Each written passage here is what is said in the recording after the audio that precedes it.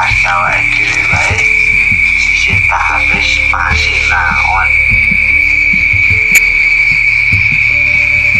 Akeh wong sing bisa nuturi wong iso nggenahke wong kadang kala awake dhewe durung iso rata-rata urung iso berkane urung blek karo kekarepan.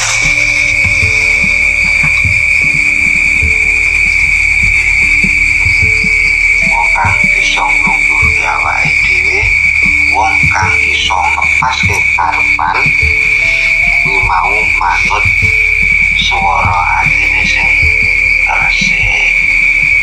Wis glenggono trimo apa karepe, dudu karepe dhewe ning goleki karepe sing kudu pas.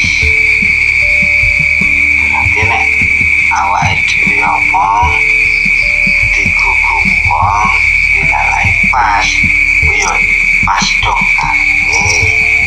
Ning nek nganggo kalepson nepsu kudu omongane digugu durung karuan pas, mergane urung iso nglungguhke karo rasane dhewe. Nepsu dumeh iso, dumeh bisa, dumeh pinter. Tujuane nunjukno unsure nanggone takabur lan kesombongan. Ning kok nek dienggo gawe rasa sing tujuane apik, kuwi mau wis pas ditampa wong liya, ditampa sapa wae dirasake kepenak.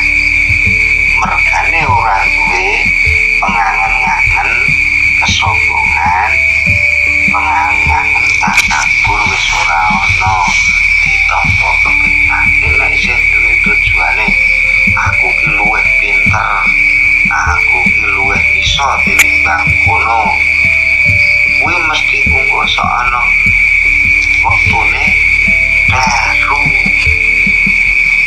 Nek dilatari rasa resik